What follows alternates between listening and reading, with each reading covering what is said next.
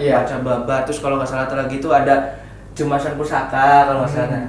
Terus tadi subkontak lagi terkait dengan bubur sura. Iya. Sultan Agung membuat kalender itu ya dengan dalam rangka menanamkan pengaruhnya juga di berbagai macam wilayah kekuasaan dia, termasuk Cirebon pada waktu itu ada Ngoko. Kalau di Cirebon ada Bebasan, ada Bagongan. Ya kalau Bebasan itu golongan orang-orang ningrat. Kita kalau ngomong sama orang-orang ningrat biasanya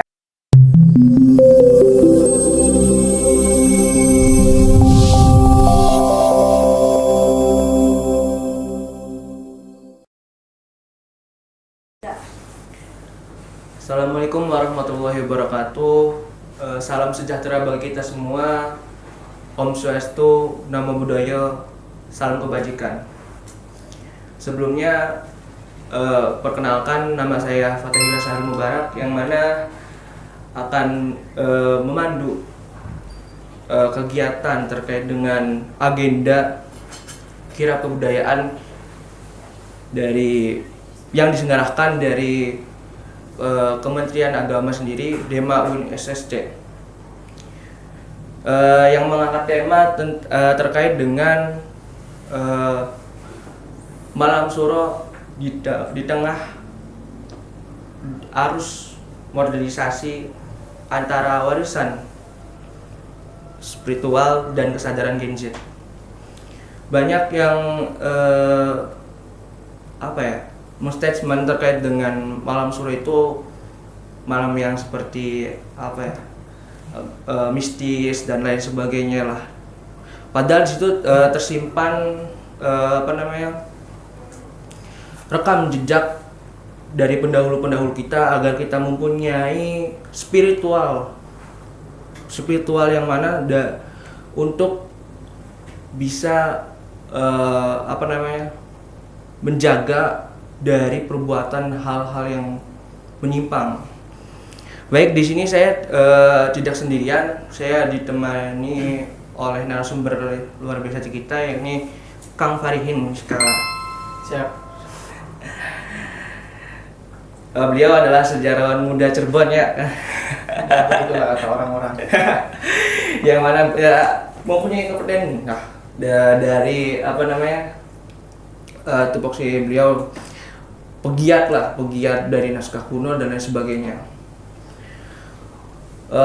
Mungkin Kang, sebelum masuk sesi diskusi dan lain sebagainya, boleh diceritakan terkait dengan malam suro itu awalnya seperti apa, itu bagaimana? Baik, terima kasih Mas Fatahillah. Ini namanya sudah sangat bersejarah sekali ya, Fatahillah itu. Terkait dengan tema pada siang hari ini, karena kita sudah memasuki bulan Muharram atau bulan Sura ya, kita coba untuk memulai mengeja dari tema yang siang ini kita bahas. Pertama begini, kalau di istilah Jawa itu menyebutnya suro ya. Kalau di kita sebenarnya lebih menyebutnya sura. Kenapa ada perbedaan akhiran A dengan akhiran O, meskipun sama-sama nama bulannya adalah Muharram atau Suro itu sendiri atau Sura gitu ya, intinya sama. Nah, ini juga ada sejarah yang cukup panjang sebenarnya. Nah, terkait dengan Suro, jadi di Jawa itu sebelum era Mataram, khususnya di era Demak, era Pajang, penggunaan bahasa itu huruf vokal yang sering kita sebut atau sering kita bicarakan dari O itu sebenarnya A. Misalnya Ana itu Ana bukan Ono gitu. Nah, begitupun Suro itu ya awalnya ya Sura. Apa ya apa, bukan Opo gitu. Nah, itu dulu Jawa sebelum Mataram. Tapi ketika era Mataram ya, huruf vokal A itu kemudian berubah menjadi O ya, khususnya di era Sultan Agung. Nah, Sultan Agung ini menurut beberapa para ahli itu suka menyukai huruf hijaiyah yang akhirannya O, kayak misalnya to, do, ro, go gitu. Nah, dia tertarik dengan huruf hijaiyah yang Arab itu, sehingga dia membuat sebuah kolaborasi bahasa yang tadinya huruf vokal A dalam penyebutan kebiasaan masyarakat Jawa saat itu ya, seperti ana ataupun misalnya sura, kemudian berubah menjadi suro gitu. Ana jadi ono, apa jadi opo gitu, trenggana jadi trenggono gitu ya. Nah itu perubahan dialektika bahasa gitu, dan ini dimulai dari era Mataram, era Sultan Agung gitu. Nah maka kemudian praktis bahasa-bahasa Jawa yang awalnya itu menggunakan akhiran huruf A, huruf vokalnya berubah menjadi O. Lah Jawa aja kemudian jadi Jowo, wong Jowo gitu kan. Iya, wong Jowo. Bukan wong Jawa, Tapi wong Jowo. tapi wong Jowo. Iya. Padahal aslinya Jawa. Iya. Ya kemudian berubah menjadi Jowo. Oke, nah itu makanya sebenarnya lebih tepatnya Sura. Kalau di Cirebon, Iya, kalau Cirebon penyebutannya Sura, ya, Iya. Sura, Kasura gitu ya. Nah, ini juga kemudian berpengaruh terhadap strata bahasa. Ya, bahasa ada kromo, ada ngoko. Kalau di Cirebon ada bebasan, ada bagongan.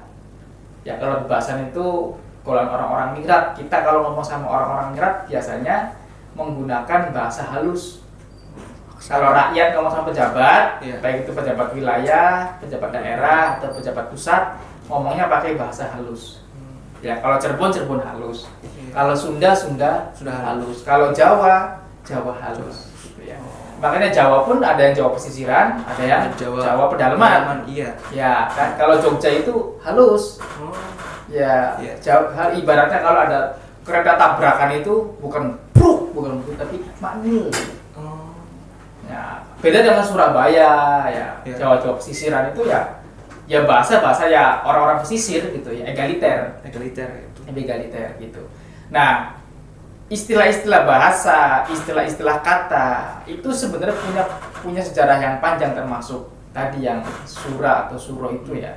Nah, Sultan Agung menanamkan pengaruhnya ke berbagai wilayah kekuasaan dia, itu menanamkan politik bahasa, sehingga supaya menekan pemberontakan agar kemudian masyarakat kecil tidak berani memberontak kepada para penguasa, maka diwajibkan para rakyat kecil itu ngomong pakai bahasa halus. Secara psikologi kalau kita ngomong pakai bahasa halus, kita nggak mungkin memberontak. Iya, betul. Iya kan? Rasanya mempunyai karismatik. Iya, gitu. Akhirnya kita menekan emosi. Iya. Ya tadinya kita pengen marah, kita pengen protes, Iya. kita pengen komplain, Iya, ya, ataupun kita pengen melakukan berbagai macam hal-hal yang sifatnya balilu ataupun berkhianat kita tidak berani gitu, karena terkait ditekan oleh politik bahasa tadi. Maka kemudian muncul di Sunda ada Sunda halus, ada Sunda kasar. Nah, dianggapnya kalau yang bukan Sunda halus berarti Sunda kasar, padahal dulu ya nggak ada Sunda halus. Sundanya begitu, Sunda Baduy ya itu asli Sunda, egaliter gitu. Tapi semenjak Sultan Agung menanamkan pengaruhnya di Sunda, ya di Priangan khususnya, muncullah Sunda halus sebagai udak usuk ya, tata cara para menak berkomunikasi dengan para rakyat jelata gitu. Mereka harus memakai bahasa halus gitu. Nah, itu politik bahasa, itu pertama ya.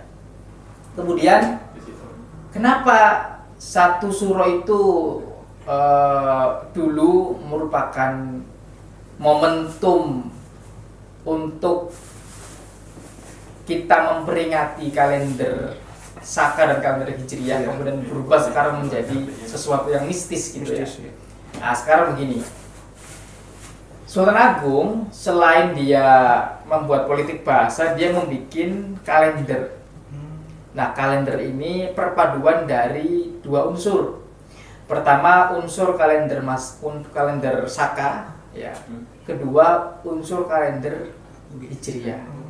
Jadi Hijriah dengan Saka digabung menjadi satu, maka muncullah kemudian kita sebut sebagai disebut kalender Aboge. Iya, Aboge. Nah, dengar itu. Ya, nah maka kemudian kalender Aboge ini merupakan produk dari Sultan Agung, dan kemudian ini diberlakukan di seluruh wilayah kekuasaan Mataram. Mataram. Ya, semua wilayah yang terafiliasi dengan Mataram itu menggunakan kalender Aboge. Ya, nah termasuk Cirebon yang pada waktu itu juga terpengaruh oleh Mataram ya. Yeah. Itu menggunakan kalender Aboge ya, meskipun ada beberapa spesifikasi yang berbeda dengan Aboge Jawa Mataram ya, dengan Aboge yang ada di Cirebon. Nah, maka kemudian penetapan satu suro itu dimulai awalnya ya, perubahan kalender ini dimulai awalnya itu tahun 1633 atau 1555 Saka Jawa. Ya. Nah, sekarang usia kalender Saka Aboge itu usianya 1960. Ya, 1960. Hijriah usianya 1448. Nah, Masehi 2026. Nah, Sultan Agung membuat kalender itu ya dengan dalam rangka menanamkan pengaruhnya juga di berbagai macam wilayah kekuasaan dia, termasuk Cirebon pada waktu itu, sehingga semua wilayah yang terafiliasi dengan Mataram itu praktis menggunakan kalender Aboge. Gitu. Nah, maka di Cirebon itu sebenarnya lebih, kalau untuk kalender lebih penggunaannya pada istilah Muharram. Bukan Sura. Iya, itu Muharram. Peringatan satu Muharram. Ya, yang diistilahkan Muharramnya. Kalau Sura itu tradisi selamatan. Selamatan bubur Sura. Bubur Sura. Ya, Kalau malam ya, satu suro ya cuma satu Muharram yang dipakai. Muharram yang dipakai. Bukan suro. Nah, suro itu lebih dekat ataupun lebih dipakai dalam tradisi Jawa. Ya, malam peringatan malam satu suro. Ya, ada yang pakainya grebek, ada yang pakainya kirab, ada yang pakainya tapa mubeng keran kayak di Mangkunegaran. Ya, kemudian kalau di Surakarta itu pakainya kirab kebo Kiai Slamet. Ya, itu kirab kebo Kiai Slamet ya, itu kan kirab malam satu suro. Nah, di Cirebon itu peringatan satu suro lebih dekat dengan istilah peringatan satu Muharram. Ya, satu Muharram. Nah, di Cirebon berbeda dengan di Jawa. Ya, meskipun ada pengaruh-pengaruh dari Jawa sedikit, tapi ada spesifikasi yang berbeda. Ya, misalnya di Jawa lebih kepada peringatan satu sura. Di Cirebon satu Muharram. Ya, di sana peringatannya kirab dan tapa mubeng, di sini pembacaan babat. Oh iya, oke, siap. Ya. Jadi perbedaannya begitu. Jadi kalau di sana menampilkan kemegahan, menampilkan kayak euforia gitu. Euforia. Ya, meskipun di satu sisi yang lain justru di Muharram itu tidak boleh pesta-pesta. Lebih mendekatkan diri atau korban. Iya, karena di Muharram itu adalah bulan duka cita. Bulan di mana Sayyidina Husain terpenggal kepalanya. Maka di Jawa sendiri ada larangan untuk membuat hajatan di bulan Suro atau di bulan Muharram. Nah, larangan-larangan semacam ini menjadi mistis. Nah, dianggapnya nanti kena tulah. Padahal larangan ini sebenarnya penghormatan terhadap Sayyidina Husain. Nah, kemudian televisi memproduksi film-film yang nuansa horor di bulan Muharram itu. Iya. Jadi kalau kemudian kita hari ini menganggap bahwa satu surah itu identik dengan sesuatu yang mistis. Kita terpengaruh produk film tahun 80-an. Ya, yang memproduksi film-film horor dan mengaitkan peristiwa-peristiwa horor itu dengan peristiwa satu suro. Jadi satu suro itu adalah malam yang menegangkan. Ya, malam yang begitu mistis ya, di mana makhluk halus pada keluar, makhluk halusnya, jin segala macam pada merakayangan gitu. Nah, padahal itu malam di mana momentum pergantian tahun. Ya, pergantian tahun Saka dan tahun Hijriyah sekaligus. Gitu. Siap. Emang dari Muhammad Suro itu mempunyai apa namanya sejarah yang panjang berarti ya Kak? Sejarah panjang, dari sangat awal, panjang. sangat panjang sekali ya. Gitu. Ini yang saya ingin tanyakan terkait dengan apa sih, kan orang-orang Cirebon nih kadang-kadang masih berpikiran terkait dengan apa namanya tradisi tersebut tuh cuman tradisi tahunan lah. Iya. Apakah ada nilai filosofi atau nilai filosofi, kemudian ada nilai dari segi dari pendidikan dan dari nilai spiritualisnya tuh Kang untuk tradisi Cirebon? Ya, untuk malam satu suro ya, yang pertama gini, itu kan sebenarnya banyak filosofi. Yang pertama kita diajarkan di malam satu Muharram ya, atau malam satu suro ya istilahnya. Kalau di Cirebon itu kita kembali pada akar sejarah. Itu karena Cirebon didirikan itu pada bulan Muharram. Pada 1 Muharram ya tahun 1445 Masehi atau 800 sekian ya Hijriahnya, atau sakanya 1367 Saka. Nah, jadi ada pesan di situ. Satu suro itu ada pesan bahwa kita harus mengingat kembali asal usul leluhur-leluhur kita, asal usul wilayah yang kita pijak hari ini gitu. Kalau kemudian kita memakai filosofi adagium bahwa di mana bumi dipijak, di situ langit dijunjung, ya, maka malam satu suro itu momentum untuk kita kembali ke akar. Nah, kalau istilah salah satu partai ojo pedot oyot gitu. Ini sih kembali ke fitrah ya. Ada ini sih fitrah. Ini kembali ke akar. Iya, akar asal usul kita sebagai orang Cirebon dan asal usul Cirebon itu sendiri. Itu momentumnya adalah kita kembali kepada sejarah. Nah, ada pesan di situ, ada filosofi pesan di situ. Nah, yang kedua, di malam 1 Muharram itu ya, atau di tanggal 1 Muharram itu adalah peringatan pergantian tahun. Nah, pergantian tahun tadi Saka sekaligus Hijriah.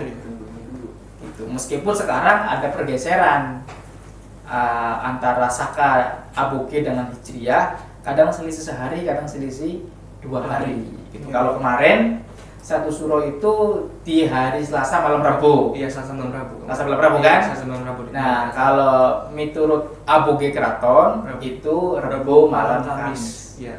Ada selisih 1 hari kan? Iya. Itu. Nah, meskipun kalau di kalender Masehi justru tanggal merahnya itu di hari Selasa. Nah, sehingga sebagian orang merayakannya Senin malam Selasa. Iya. Nah, karena pergantian hari itu kalau Hijriah adalah Maghrib. Nah, kalau Masehi jam 12. Kalau Aboge itu pergantiannya pada asar. Oh. Jadi pada asar itu sudah ganti hari. Ya, misalnya ini hari Rebu. Ya. Asar jam 3:30. Nah, pada asar jam 4, jam 5 sudah hari Kamis. Gitu. Ya, jadi di tanggal 1 Muharram itu selain kita kembali kepada akar sejarah, kita memperingati tahun Saka dan tahun Hijriah sekaligus, juga kita memperingati haul wafatnya Pangeran Cakrabuana sebagai pendiri Cirebon. Gitu. Jadi Walang Sungsang itu wafatnya tanggal 1 Muharram. Nah, sehingga sebelum pelaksanaan pembacaan babat di malam 1 Muharram itu, ya sorenya ya jam 4:30, jam 4, ya 4:30 lah, atau jam 5 itu diadakan semacam tawasul tahlil di Bangsal Witana. Nah, di situ memperingati haul wafatnya Pangeran Cakrabuana. Jadi kenapa selama ini yang digaungkan misalnya hanya haul Sunan Gunung Jati, haul Syarif Hidayatullah gitu ya. Di mana haul Pangeran Cakra? Itu di momen 1 Muharram. Dan 1 Muharram itu ya sorenya itu sudah tanggal 1. Itu. Nah, ini yang mungkin nggak banyak dipahami oleh masyarakat Cirebon. Nah, gitu, bahwa Walang Sungsang di haulinya ketika tanggal 1 Muharram di Ba'da Asar, karena Ba'da Asar sudah masuk tanggal 1. Gitu. Nah, yang ketiga, yang keempat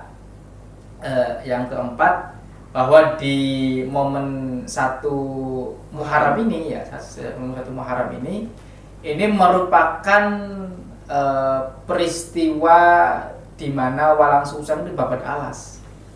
Lemah wungkuk kan? Iya, babat alasnya itu di tanggal 1 Muharram.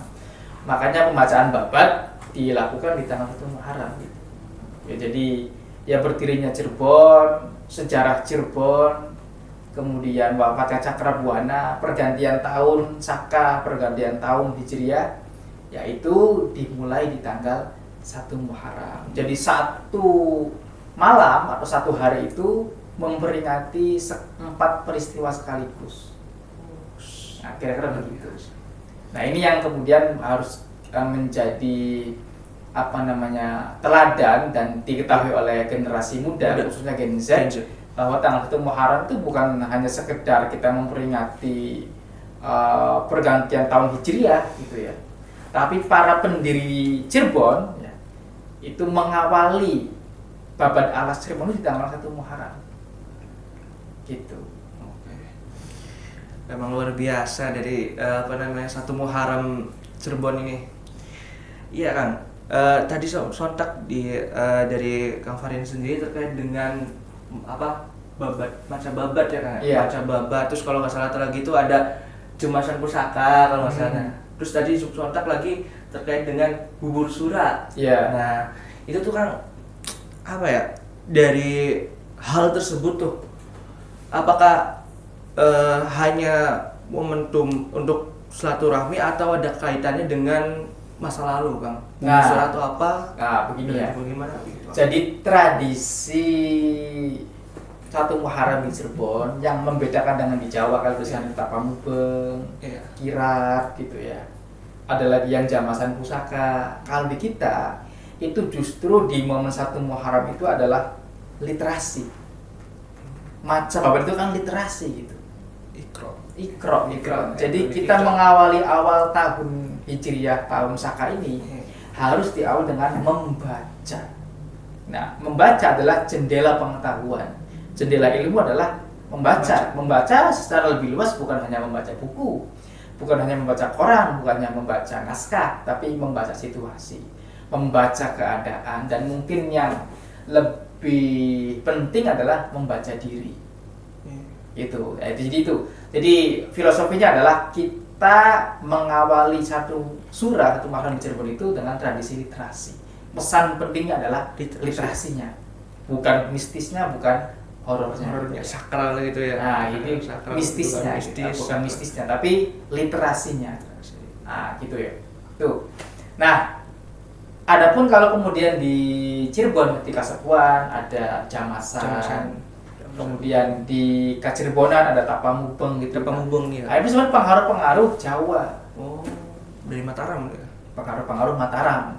Gitu loh. Justru yang di Kanoman itu menampilkan satu tradisi yang berbeda dengan tradisi Jawa betul. pada umumnya, gitu kan? Ya, jadi kalau di Jawa Tapamubeng, Kirap, gitu, jamasan pusaka, ya itu di Muharram, di 1 Suro jamasan itu. Nah, tapi kalau di Cirebon jamasan itu di bulan Mulud. Gitu. Jamasan pusaka di bulan Mulud. Oh, berarti yang kemarin itu sebenarnya gimana, Kang? Masih apakah sesuai dengan itu katakan konteksnya gitu, apa keluar konteks gitu terkait dengan jamasan pusaka? Ya, sebenarnya bukan keluar konteks. Jadi ada beberapa wilayah yang terpengaruh dengan Mataram akhirnya melakukan jamasan di bulan Muharram gitu. Nah, kalau Cirebon punya identik jamasan itu di bulan Mulud. Iya, setahu saya ya itu di bulan Mulud kalau jamasan itu. Ya, adapun di beberapa tempat ya termasuk di Kasepuan misalnya itu jamasannya di bulan Muharram gitu. Ya mungkin karena pengaruh-pengaruh dari Mataram, karena kita tahu bahwa kalau Sultan Sepuh itu kan ibunya dari Mataram. Dari Jawa gitu kan, dari Amangkurat lah. Amangkurat, ya. Gitu. Nah, sementara kalau di Cirebon Kanoman, ibunya dari Banten. Jadi perbedaan itu kemudian berpengaruh terhadap tradisi-tradisi yang ada. Gitu. Nah, sehingga identitas masing-masing keraton pun punya ciri khas masing-masing. Iya, makanya itu. Gitu ya. Nah, kalau yang masyarakat Cirebon pada umumnya yang sepuh-sepuh ya, biasanya kalau jamasan itu di bulan Mulud. Bulan Mulud jamasan. Di bulan Muharram itu pembacaan Bapak. Muhasabah diri gitu ya. Kemudian bubur suro gitu ya. Nah, bubur suro itu dilakukan di tanggal 10 Muharram. Oh. Besok ya, Jumat ya kan? Jumat sore. Oh. Jumat sore itu baru dilakukan selamatan bubur sura. Nah, selamatan bubur sura ini penekanannya terhadap peringatan wafatnya Sayyidina Husain. Ya kalau di Iran sih Arba'in lah.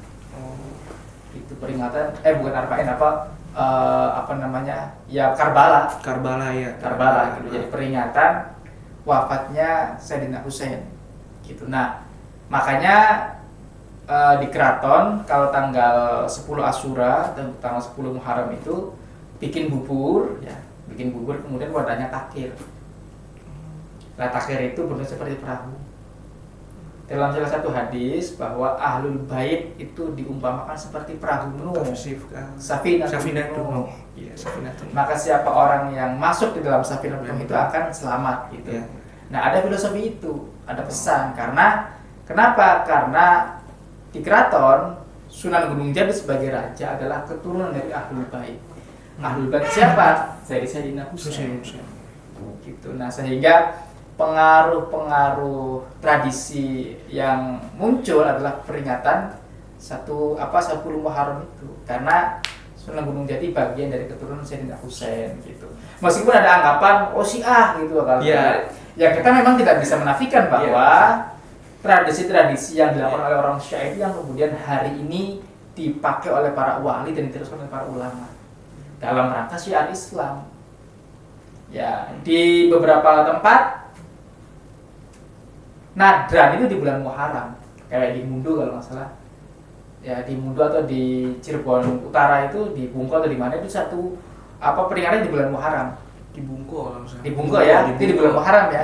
Nah, biasanya kalau Nadran yang dilakukan di bulan Muharram itu pasti melarung kepala kerbau. Iya betul. Ya. Sebagai terima kasih lah atas hasil laut gitu ya. Intinya kalau Nadran itu kan pesta laut, sedekah laut lah ya. Sedekah laut, jadi ada sedekah bumi, ada sedekah laut. Lah kalau sedekah bumi itu selamatan karena hasil bumi yang melimpah, ya pertanian, perkebunan dan lain-lain. Kalau Nadran itu sedekah laut, hasil laut yang melimpah kemudian dimasak, dikembalikan lagi ke laut, disodakokan kepada semua jenis hewan laut. Jadi memberi makan ikan. Jadi bukan memberi makan jin, memberi makan makhluk halus, bukan memberi makan ikan-ikan, kepiting segala macam, pokoknya semua hewan laut lah. Nah, termasuk diantaranya kepala kerbau. Lah kenapa kepala kerbau dan harus kepala? Itu karena terkait dengan peringatan Karbala. Makanya di bulan Muharram gitu. Gitu. Maka yang dilarung selain makanan-makanan ya adalah kepala kerbau. Dan kenapa yang dipilih adalah kerbau? Ya, satu, kepala kerbau ini sangat disukai oleh ikan-ikan di laut. Ya, hewan-hewan laut suka dengan kepala kerbau gitu ya. Nah, yang kedua yang dipilih kerbau karena zaman wali orang Hindu masih mengkeramatkan sapi. Nah, sehingga yang dipilih adalah kerbau sebagai bentuk toleransi. Nah, sehingga tradisi tetap berjalan, syiar Islam tetap berjalan tanpa melukai saudara-saudara mereka yang dari umat Hindu.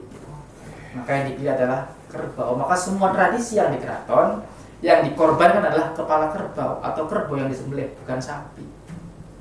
Artinya ini bukan hanya berlaku di Kudus, di mana Ustaz Kudus tidak memperbolehkan masyarakat Kudus untuk menyembelih sapi, tapi menyembelih kerbau sebagai bertoleransi. Tentu saja itu bukan aturan syariat, tapi sebenarnya aturan moral. Iya, betul. Gitu ya, kan moral seorang setiap daerah kan beda-beda. Beda-beda ya. Ya, maka Sunan Kudus tidak memperbolehkan sapi karena menghormati orang-orang Hindu. Iya. Jangan sampai syiar Islam justru kemudian melukai orang-orang Hindu yang masih menghormati, mengkeramatkan sapi. Begitu. Nah di Cirebon pun kalau peringatan-peringatan kayak Panjang Jimat yang disembelih adalah kerbau, maka ada prosesi nyembelih Mahesa. Pernah dengar Gitu. Nyembelih Mahesa. Ya, menanam kepala kerbau dan beberapa kaki-kaki kerbau itu beberapa titik gitu di keraton gitu ya. Dan itu memang terjadi dan setiap tahun dilakukan. Jadi yang disembelih bukan sapi, tapi kerbau. Gitu. Nah, termasuk nadran. Nadran kalau dilakukan di bulan Muharram itu ada peringatan terhadap Sayyidina Husain, maka ada kepala kerbau yang dilarung. Tapi kalau nadran yang dilakukan di lain bulan Muharram, ya seperti yang di Gunung Jati itu nggak ada pelarangan kepala kerbau. Itu nggak ada urusan dengan kepala kerbau. Ya hanya nadran, doa, tawasul, ya. Doa meminta keselamatan, doa kepada Nabi Khidir sebagai penjaga lautan, gitu kan. Dan makan udah. Nggak ada melarung kepala kerbau. Tapi di tempat lain kalau dilakukan di bulan Muharram, yang melarung kepala kerbau itu peringatan terhadap Sayyidina Husain. Gitu. Jadi syiar-syiar Islam dan peristiwa sejarah dialih wahana, diterjemahkan dalam sebuah bentuk tradisi yang di dalamnya mengandung pesan. Pesan-pesan gitu. moral. Ya pesan-pesan moral, pesan-pesan sejarah. Gitu. Bahwa kita jangan lupa di bulan Muharram ada peristiwa yang sangat memilukan, di mana cucu Nabi dibantai oleh umatnya sendiri. Gitu. Dan ini harus menjadi tahun bulan untuk kita merefleksikan diri, kita muhasabah gitu, kita introspeksi diri gitu ya. Itu di bulan Muharram untungnya. Di saat yang sama juga ada peringatan Karbala. Jadi pengaruh-pengaruh seperti itu ya masuk ke kita gitu. Meskipun di Cirebon tidak spesifik orang-orang Syiah, tetapi orang-orang Syiah dengan Ahlu Sunnah berkompromi, berdamai gitu loh. Ini justru menunjukkan bahwa di mana Cirebon meskipun Sunan Gunung Jati bermazhab Ahlus Sunnah, tapi tidak memusuhi mazhab lain yang Syiah, tapi justru pengaruh-pengaruh Syiah itu dijadikan instrumen, dijadikan tools, dijadikan alat syiar agama. Nah ini betapa para pendahulu kita sangat cerdas ya mengolah konflik gitu loh. Ya, Sunni Syiah yang konflik kemudian dipadukan menjadi satu, diakulturasikan untuk bisa sama-sama berjalan beriringan. Itu kan kecerdasan yang luar biasa. Oh, siap. Emang sangat luar biasa sih dari Cirebon nih. Iya. Sekarang kan udah harus digitalisasi tuh kan. Yang mana Gen Z ini sering kali ya apaan lah gitu, hal-hal yang norak lah, klasik lah gitu.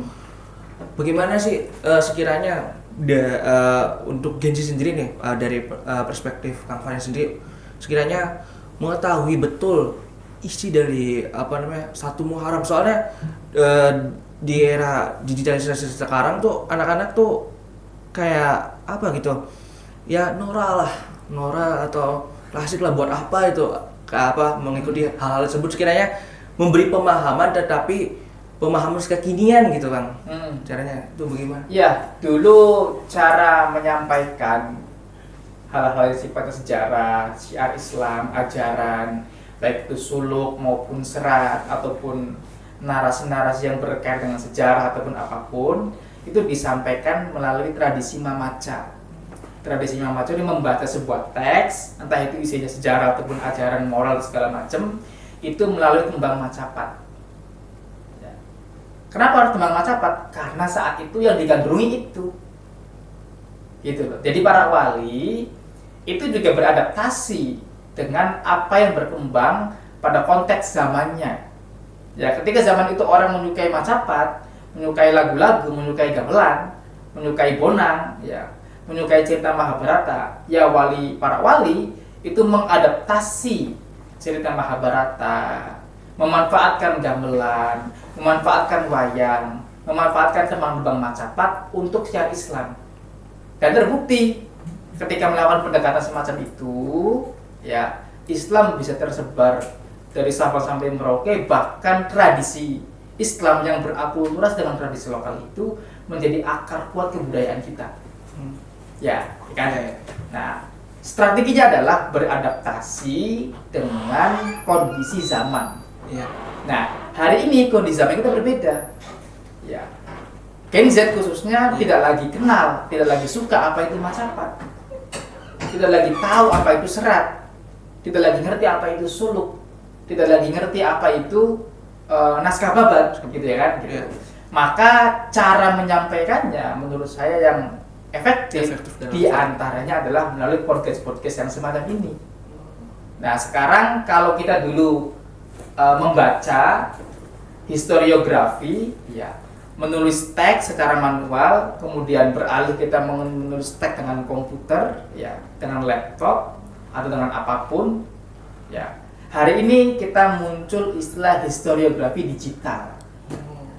Nah, historiografi digital mencoba menjelaskan kepada masyarakat, ya, terkait dengan pemahaman sejarah, tradisi leluhur, ya, dengan obrolan-obrolan ringan yang renyah, yang kemudian diminati oleh generasi Z hari ini, gitu. Nah, kita misalnya bandingkan begini misalnya, Gen Z lebih suka membaca naskah babat langsung, atau mendengarkan podcast yang terkait dengan babat. Podcast kan? Iya, podcast kan. Isinya kan sama sebenarnya. Iya. Esensinya kan sama kan? Iya, esensi apa yang dibicarakan dalam podcast itu menjadikan tentang naskah babat. Tapi Gen Z lebih suka mendengarkan, melihat secara visual, ya, bagaimana ekspresi dari sang narasumber, bagaimana tema itu dibawakan oleh sang moderator, ya, alur seperti apa, mungkin dikaitkan dengan yang kekinian. Nah, Gen Z lebih suka itu. Nah, maka salah satu caranya adalah podcast. Ya, podcast. Itu. Nah, para wali dulu strateginya adalah dengan tembang Macapat, dengan dolanan, bikin dolanan. Ya, dolanan itu juga produksi para wali, itu tujuannya untuk syiar Islam. Nah, maka saya pikir, ya, dengan kita melakukan podcast semacam ini, itu bisa memberikan edukasi, pesan moral, dan menanamkan kecintaan mereka terhadap leluhur, menanamkan kecintaan kepada kebudayaan, gitu. Nah, sehingga Gen Z hari ini tidak tercerabut dari akar sejarahnya. Gitu. Meskipun bisa kita dengan pakai cara lain, misalnya pakai game gitu ya. Dengan game. Mungkin kita bisa menciptakan game online tapi yang berbasis edukasi sejarah. Story gitu ya. Iya, tokoh-tokohnya tokoh-tokoh sejarah, gitu kan. Tempatnya tempat-tempat bersejarah, gitu kan. Ya, itu kan bisa sebenarnya dikreasikan semacam itu, gitu kan. Nah, jadi melalui game online ataupun ya yang sejenisnya itu, Gen Z tetap bisa belajar sejarah. Ya kan, melalui permainan. Game itu kan permainan. Iya. Sunan Giri dulu bikin permainan cublok-cublok swing. Iya, cublok-cublok swing. Ya kan? Nah, kita juga bisa sebenarnya bikin permainan baru, ya, yang kekinian, yang beradaptasi dengan arus modernisasi, tapi tidak kehilangan esensi. Nah, itu saya pikir Gen Z lebih suka yang kekinian, tapi esensinya esensi tradisi, esensi lokal, esensi ajaran, esensi edukasi, gitu. Nah, itu saya pikir bisa kita lakukan, gitu. Emang seperti itu sih ya yang diinginkan Gen Z sekarang, dan saya pun merasakan sendiri sih Kang, ketika ingin mempelajari suatu hal, entah itu saya suntuk karena terlalu membaca terus ingin mendengar dan memahami dari orang yang mempunyai tupoksi, ya itu tupoksi dari keilmuannya gitu kan. Kadang-kadang membaca itu kadang-kadang bosan, kadang sempat bosan lah pasti.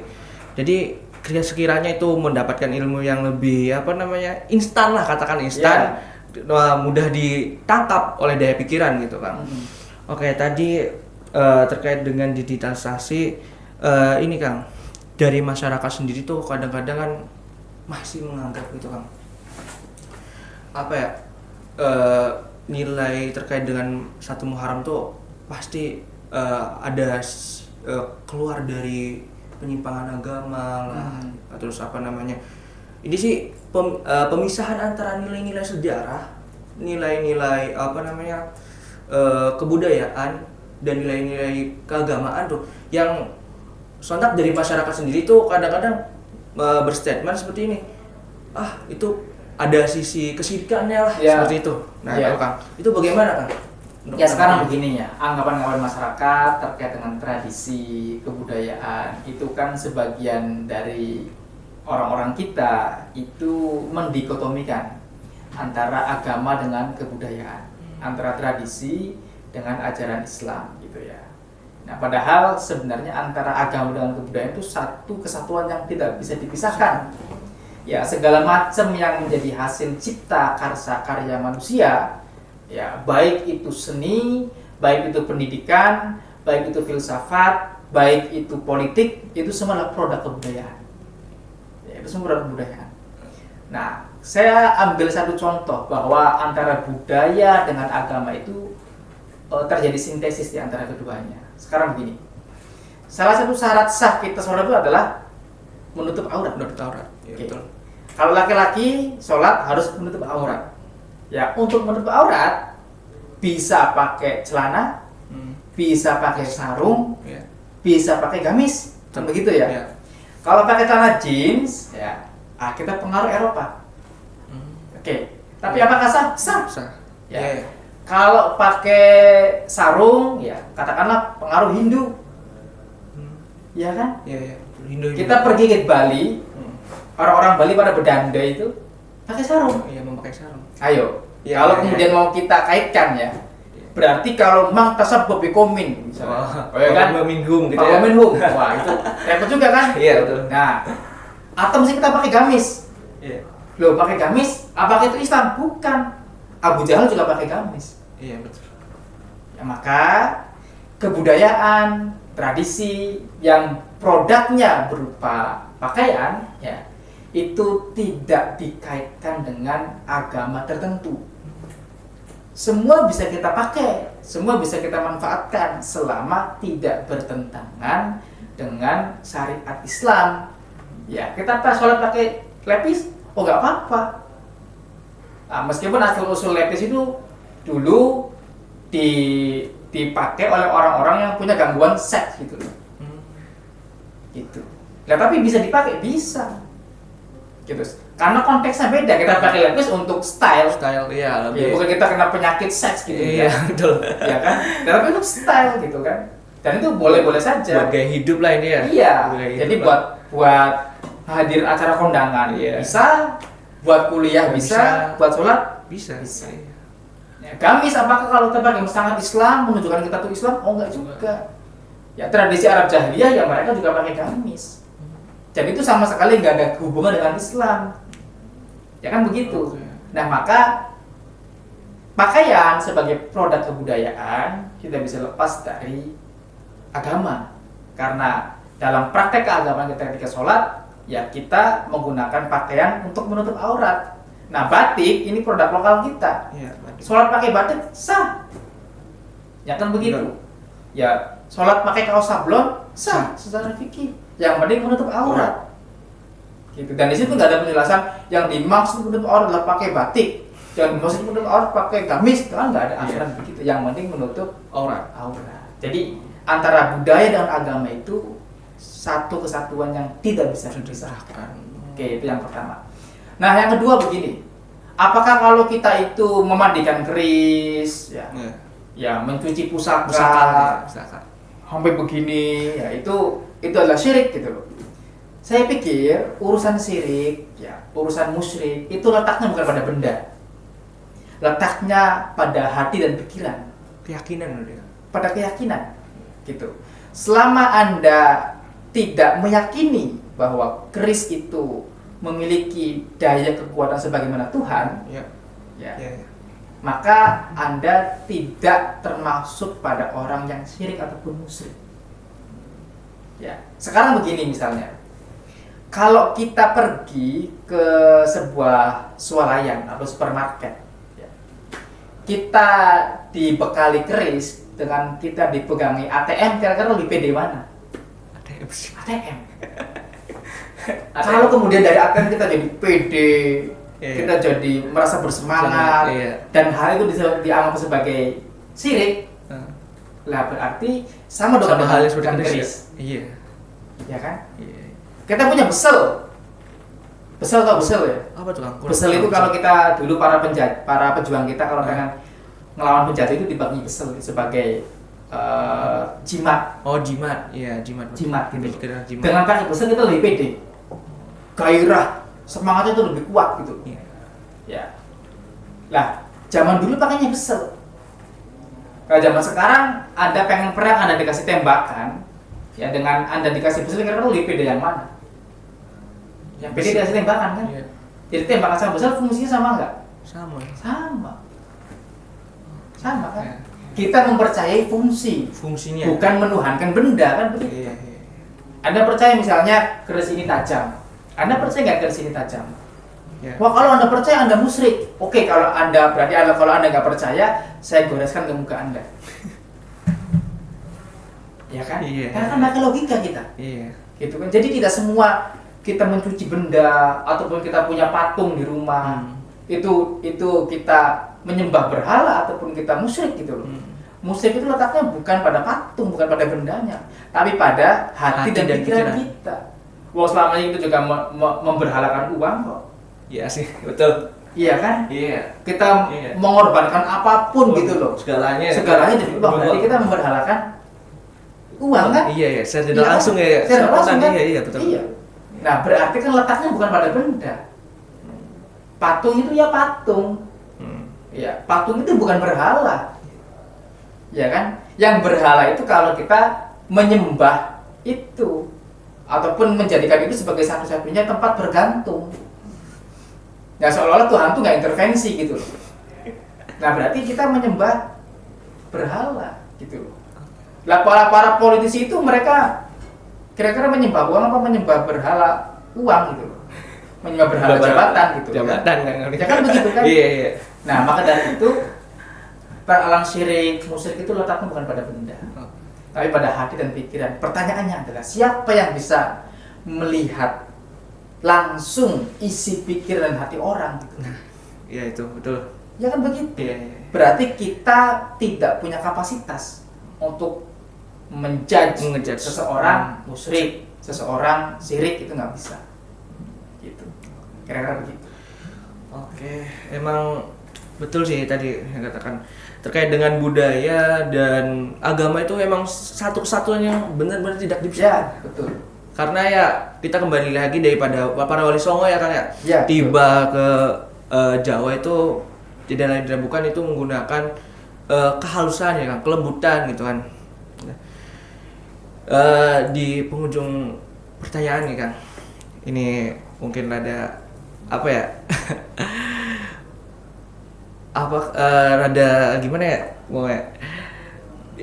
Terkait dengan runyamnya dinamika problematika sekarang nih Kang. Dari mahasiswa lah. Mahasiswa, aksi massa dan pemerintahnya sendiri nih Kang. Menurut Kang Farid ini, apakah masih berpedoman gitu Kang dengan apa ya? Apakah masih ada sangkut paut dengan nilai-nilai daripada satu Muharram? Soalnya katakanlah dari gerakan-gerakan mahasiswa, dari apa namanya aksi massa, terus dari pemerintahan yang sekarang apa ya, banyaklah permasalahannya gitu kan. Apakah bisa disangkut pautkan atau dari pemerintah? Ini mungkin yang terakhir ya, terakhir begini. Jadi 10 Muharram atau di bulan Muharram ini momentum di mana Ahlul Bait yang dipimpin oleh Sayyidina Husain itu menyatakan diri memerangi terhadap pemerintahan yang zalim yang waktu itu dipimpin oleh Yazid bin Muawiyah. Bentuk protes yang dilakukan oleh Sayyidina Husain bersama keluarganya adalah beliau mencoba menggalang aksi massa dengan para penduduk Kufah dan Basrah dan sekitarnya, dan beliau menolak membaiat pemimpin yang zalim. Gitu ya. Jadi momen 10 Muharram, momen bulan Muharram itu sebenarnya momen kita untuk kembali pada perjuangan ya, teladan dari yang dicontohkan oleh Sayyidina Husain terhadap penentangannya pada pemerintahan yang zalim.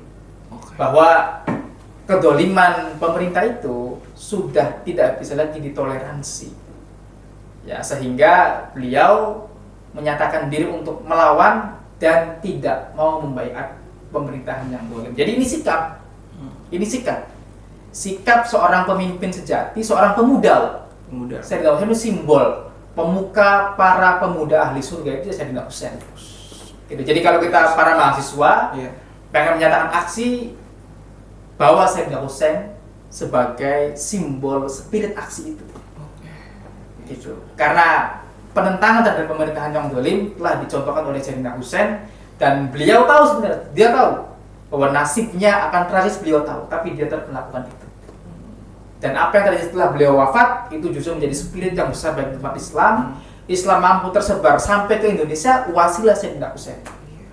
Seandainya para ahlul bait, para keturunan Sayyidina Husain tidak diburu oleh penguasa, justru ditempatkan tempat yang paling indah, tempat yang paling mulia, dikasih fasilitas, Islam nggak akan sampai ke kita, dan kita betul lagi orang Islam.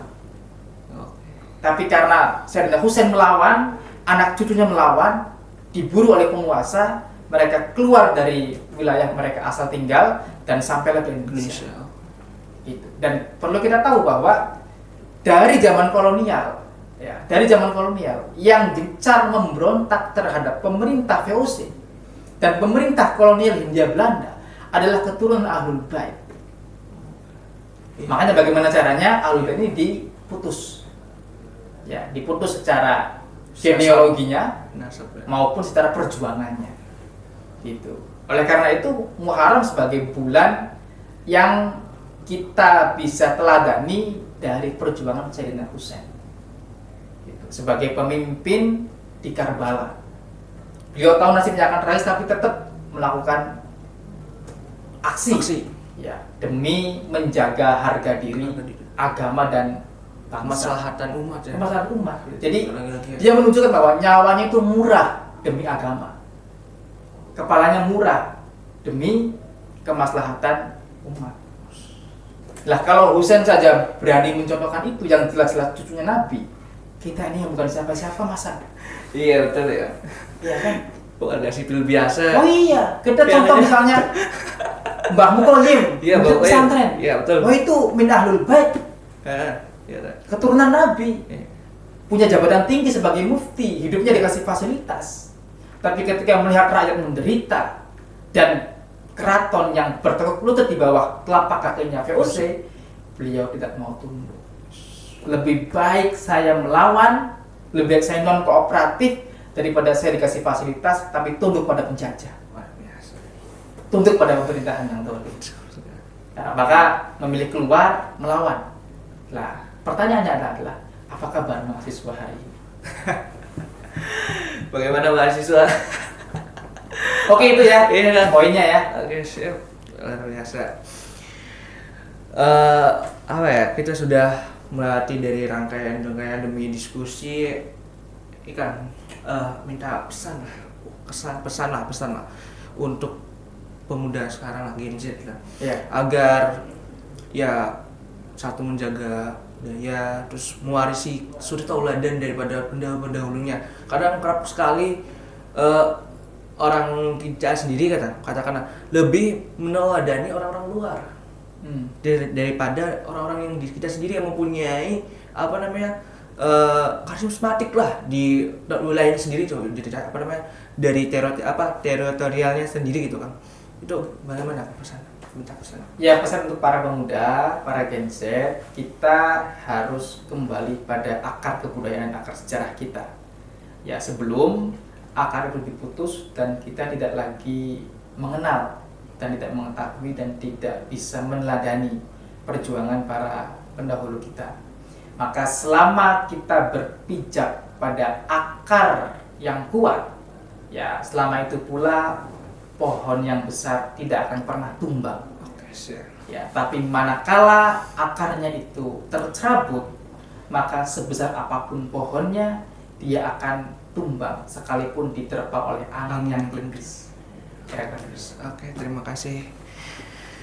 Ini kesimpulannya adalah dari awal rangkaian hingga akhir tadi, hingga pesan dari Kang Farihin bahwasanya kita sebagai pemuda khususnya Gen Z yang mana mempunyai apa ya, semangat dan spirit perjuangan gitu. Mau nggak mau kita harus keluar dari zona nyaman dan menyuarakan apa yang harus disuarakan dan keluar dari wilayah tumadolim ya, dari wilayah tumadolim. Mungkin cukup sekian dari saya sendiri sebagai host. Kurang lebihnya mohon maaf. Angga Yuwasira Maring Kaluhuran. Assalamualaikum warahmatullahi wabarakatuh. Waalaikumsalam warahmatullahi wabarakatuh.